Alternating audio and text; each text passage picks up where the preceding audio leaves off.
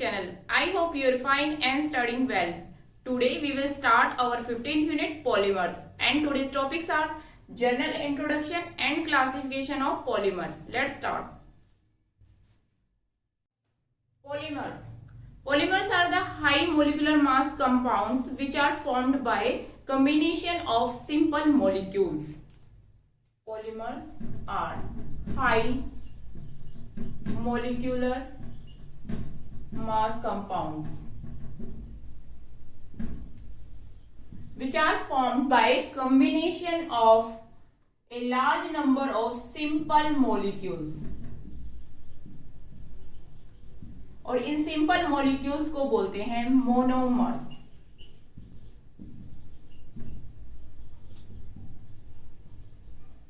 ठीक है, तो बहुत सारे सिंपल जो मॉलिक्यूल्स होते हैं जिनको हम मोनोमर कह रहे हैं वो मिलकर क्या बना रहे हैं पॉलीमर. पॉली का मतलब होता है बहुत सारे मोनोमर्स यूनिट जो है कंबाइन हो रहे हैं. ठीक है, दैट इज पॉलीमर. तो इस तरह से हम डिफाइन कर सकते हैं पॉलीमर्स को.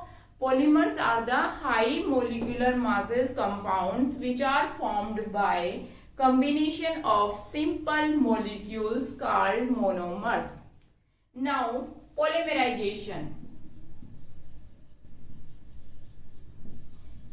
This process is called the process of conversion of a polymer from monomers या conversion of monomers into polymers is called polymerization. The process of formation of polymer from monomers is called polymerization. ठीक है, now degree of polymerization. कई बार ये 1 marks में पूछ लेते हैं क्या होते हैं.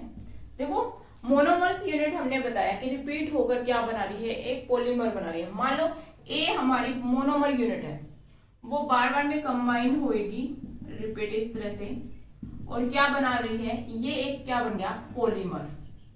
ठीक है, अब ये पॉलीमर है, इसमें ए तो क्या है मोनोमर है.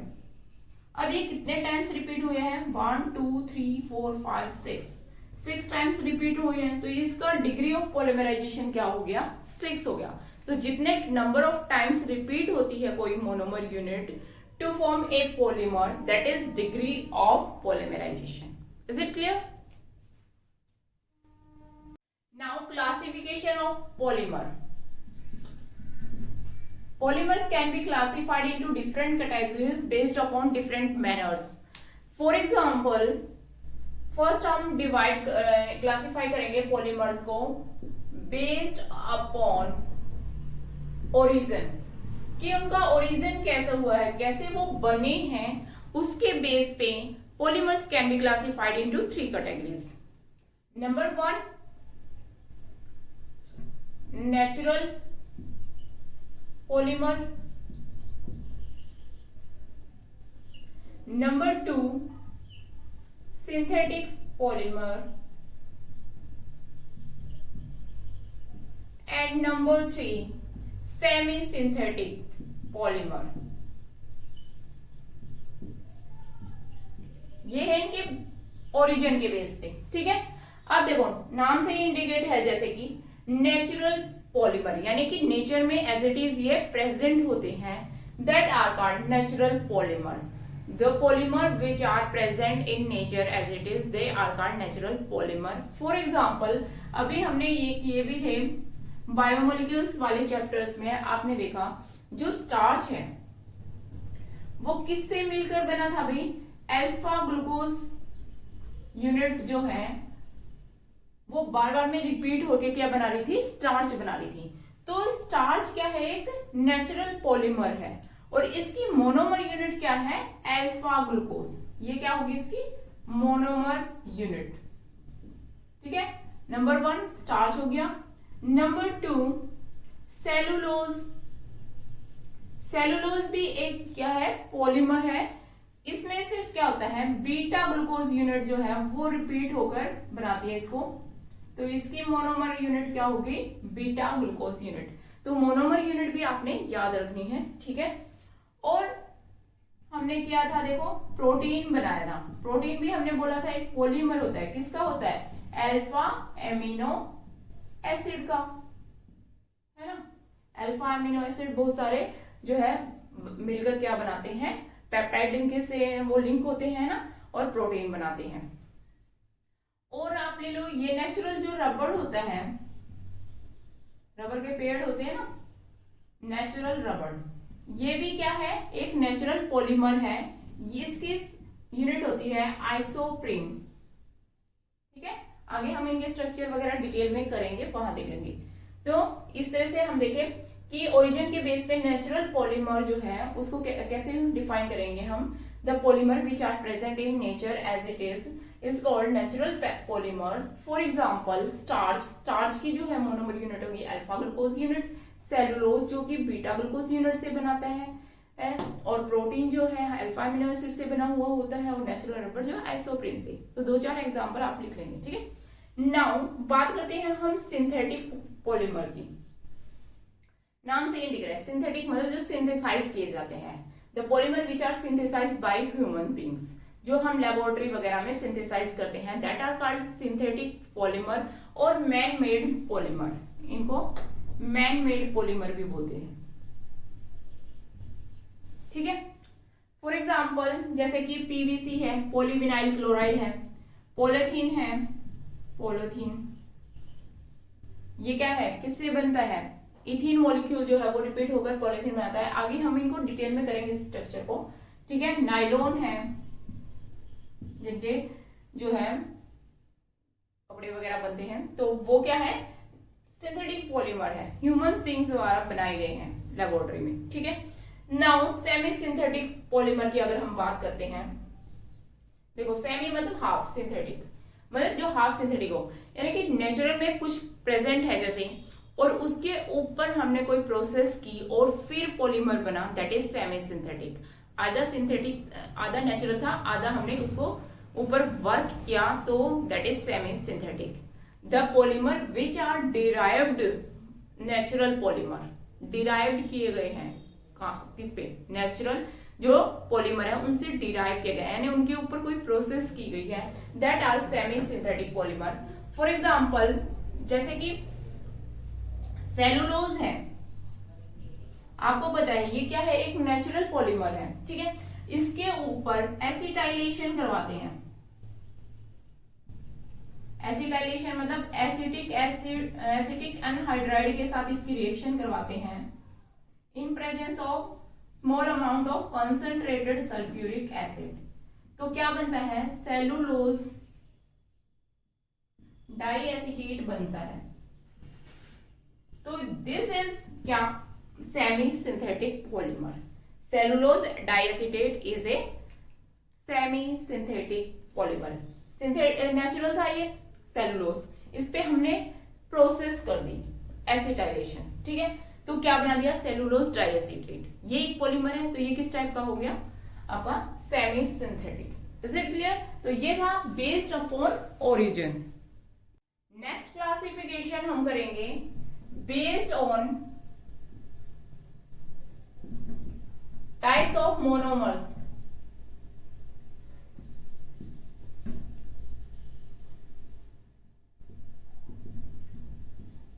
टाइप्स ऑफ मोनोमर यूनिट के बेस पर polymers can be classified into 2 categories. Number 1 homopolymer and number 2 copolymer. देखो नाम से इंडिकेट है, होमो का मतलब होता है सेम, जहां पर सेम मोनोमर यूनिट रिपीट होकर बार बार में और एक पॉलीमर बनाती है, that is homopolymer, in which monomer unit are same रहेगी मोनोमर यूनिट। फॉर एग्जाम्पल जैसे कि पॉलीथीन है, पॉलीथीन जो है इथीन से रिपीट होकर बनता है, ठीक है। इथीन जो है इसकी मोनोमर यूनिट होती है जो रिपीट होकर बार बार में पॉलीथीन बनाती है। ऐसे ही पॉलीविनाइल क्लोराइड है, टेफ्लॉन है, 3-4 एग्जाम्पल आप इनके लर्न कर लेंगे, आगे इनके स्ट्रक्चर करोगे ना तो आपको सब कुछ पता चल जाएगा कि इस तरह की इनके अंदर जो है यूनिट्स होती हैं। ठीक है, अभी हम सिर्फ ओवरव्यूज देख रहे हैं, इसका क्लासिफाई कर रहे हैं, तो इनके स्ट्रक्चर आगे हमने डिटेल में करने हैं। कोपॉलीमर, कोपॉलीमर में क्या होता है, को का मतलब है एक दूसरे के साथ में, तो जहां पर 2 और मोर जो है यूनिट्स मोनोमर टाइप्स की मोनोमर यूनिट होती है, दैट आर कोपॉलीमर। इसमें क्या होती है, 2 और more types of monomers units होंगी जो मिलकर क्या बनाएंगी, कोपॉलीमर बनाएंगी। Is it clear? For example nylon 66 नहीं बोलते हैं इसको, नाइलॉन 66 बोलते हैं। ये जो है 2 मोनो टाइप की मोनोमर यूनिट से रिपीट होकर बनता है। एक तो होता है हेक्सामिथाइलिन डाइएमीन एंड सेकेंड है एडिपिक एसिड। ये 2 मोनोमर यूनिट है, हेक्सामिथाइलिन डाइएमीन है और एक एडिपिक एसिड है। ये बार बार में रिपीट होकर क्या बनाए, हेक्सामिथाइलिन डाइएमीन एडिपिक एसिड के साथ ज्वाइन होता है, फिर ऐसे ही दूसरा हेक्सामिथाइलिन डाइएमीन एडिपिक एसिड के साथ ज्वाइन है और ये आपस में ज्वाइन होते जाते हैं। समझ आ रही है? स्ट्रक्चर हम आगे देख लेंगे। ठीक है, तो ये मिलकर क्या बनाता है, नाइलॉन 66। तो ये एक किस टाइप का हो गया पॉलीमर, कोपॉलीमर। और एग्जांपल देख लेते हैं, जैसे नाइलॉन तो हो गया 66, उसके बाद ब्यूना एस, ब्यूना एन। ठीक है, ये क्या है, कोपॉलीमर्स है। नेक्स्ट क्लासिफिकेशन है based on structure. Polymers can be classified into 3 categories based upon structure. Number 1, linear polymer. Number 2, branched polymer. And number 3, cross-linked polymer. और इसको 3 डायमेंशनल भी बोलते हैं, 3 डायमेंशनल पॉलीमर। ठीक है, अब देखो नाम से ही जैसे ही इंडिकेट है, लीनियर मतलब लीनियर चेन होगी, यानी मोनोमर जो यूनिट्स हैं वो रिपीट होकर एक स्ट्रेट चेन बनाती है सिंपल सी, उसको बोलते हैं हम लीनियर पॉलीमर। फॉर एग्जांपल जैसे कि पॉलीथीन है,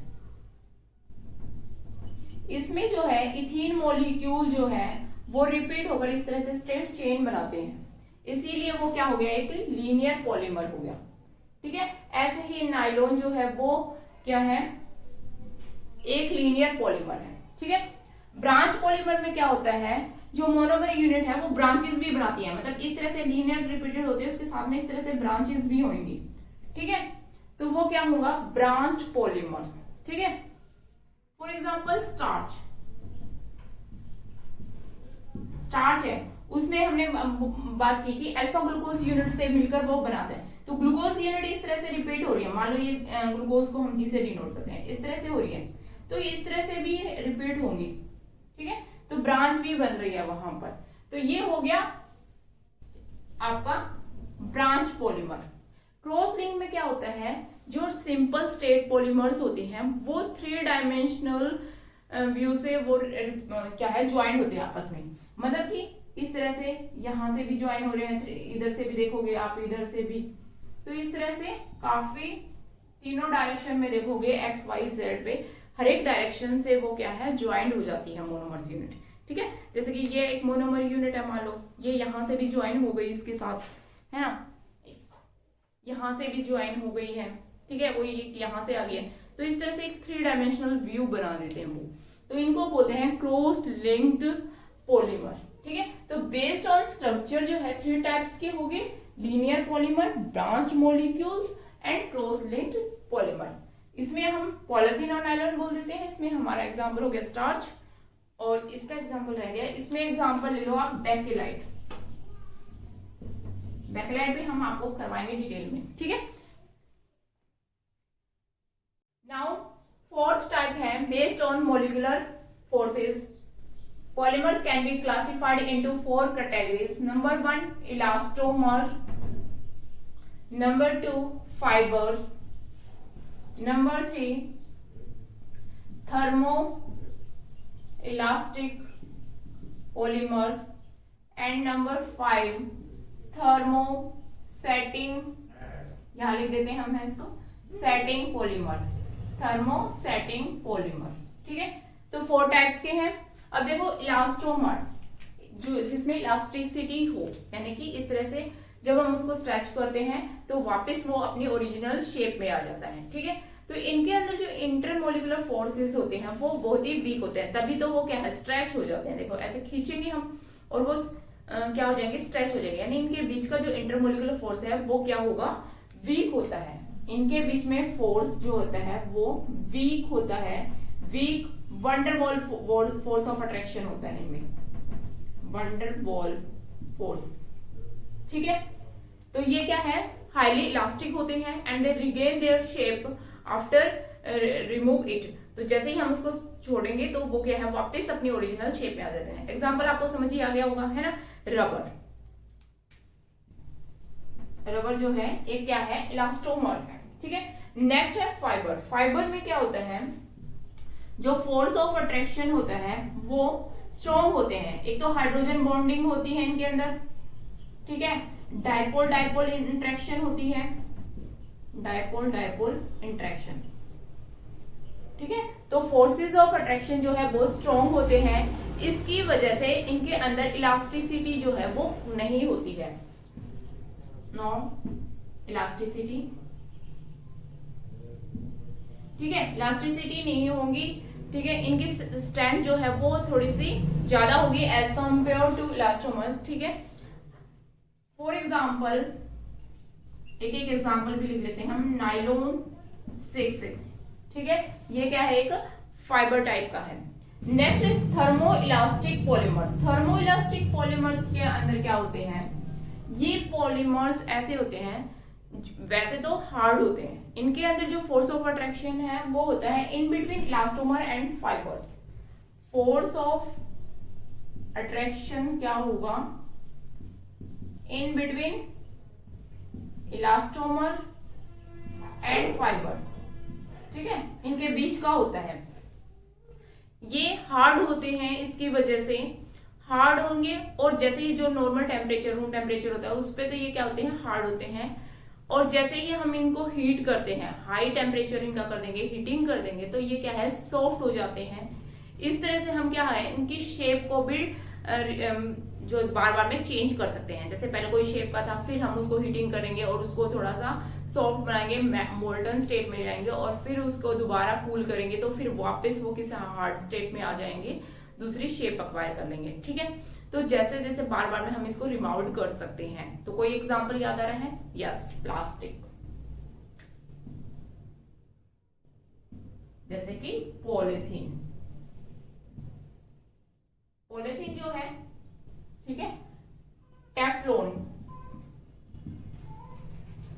टेफ्लॉन भी जो है एक क्या है अब थर्मो इलास्टिक पॉलीमर है। बार बार में जो है आगे हम इनके स्ट्रक्चर वगैरह ना वहां पे और डिटेल में मैं इनको बताऊंगी आपको।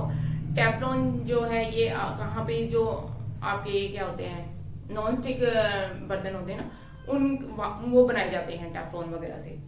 तो वो क्या है रिमाउंड किए जाते हैं बार बार में, उनको हार्ड होते हैं। ठीक है, फिर उनको क्या है रीयूज कर लेने के लिए हाई टेम्परेचर पर उनको मेल्ट किया जाता है, दोबारा उनकी शेप अक्वायर करवाई दी जाती है दूसरी, और फिर यूज किया जाता है। ठीक है, तो इनका फोर्स ऑफ अट्रैक्शन होता है in between elastomer and fibres. Next है थर्मोसेटिंग पॉलीमर। थर्मोसेटिंग पॉलीमर के अंदर क्या होगा, देखो ये क्रॉस लिंक टाइप के होते हैं बहुत ज्यादा, मतलब जैसे हमने पीछे देखा था ना 3 डायमेंशनल व्यू, तो हर तरफ से रिपीटेड यूनिट जो है वो रिपीट होकर 3 डायमेंशनल व्यू बनाती है। इसकी वजह से इनका जो स्ट्रक्चर है वो क्रॉस लिंक्ड होता है। ठीक है, और बेकेलाइट इसका एग्जांपल है। बेकेलाइट हमने किया था ना क्रॉस लिंक स्ट्रक्चर में। ठीक है, अब इनको क्या होता है, ये वैसे तो हार्ड होते हैं लेकिन इनको रिमाउल्ड नहीं कर सकते। जैसे कि हम थर्मोइलास्टिक को तो दोबारा बना सकते हैं, है ना, लेकिन इनको एक बार ये डिस्ट्रॉय हो गए तो फिर यूज नहीं कर सकते हैं। तो ये हो गए आपके थर्मोसेटिंग, नॉट रिमाउल्ड अगेन। ठीक है, this is based on the molecular force. Next classification है based upon type of synthesis, किस तरह से वो सिंथेसाइज किए गए हैं उसके बेस पे दो टाइप्स के पॉलीमर होते हैं।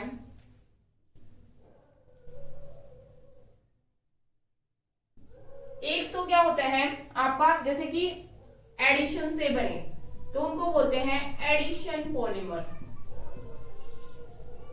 एक होता है कंडेंसेशन पॉलीमर।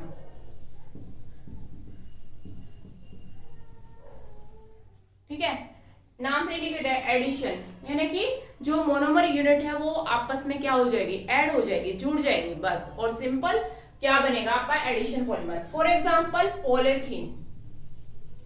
पॉलीथीन में क्या होता है, इथीन जो मॉलिक्यूल होते हैं वो आपस में जुड़ते जाते हैं इस तरह से और पॉलीथीन बना देते हैं।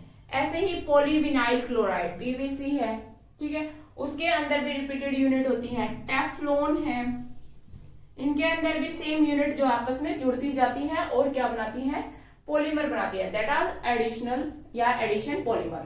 कंडेंसेशन में क्या होता है, कंडेंसेशन कंडेंस होना, यानी कि दो यूनिट होंगी ना, दो यूनिट जब कंबाइन होंगी तो उनके अंदर जब कॉम्बिनेशन होगा तो कुछ ना कुछ एडिशनल प्रोडक्ट्स निकलते हैं। ठीक है, साथ में छोटे होते हैं, स्मॉल मॉलिक्यूल्स होते हैं, वो निकलते हैं, तो उनको बोलते हैं कंडेंसेशन पॉलीमर। लाइक जैसे कि वाटर निकल जाएगा, अमोनिया निकल जाएगा, इस तरह के जो है एडिशनल प्रोडक्ट्स जो हैं वो रिमूव होते हैं। तो the polymer which are formed by condensation of monomers unit by removing of small molecules like water, ammonia और कोई भी गैसेस वगैरह हो सकती हैं, तो वो होंगे कंडेंसेशन पॉलीमर। ठीक है, फॉर एग्जांपल बेकिलाइट, ये एक क्या है, कंडेंसेशन पॉलीमर है। तो ये थी इनकी classification based upon different manners. ठीक है, 5 टाइप से हमने इनको क्लासिफाई किया।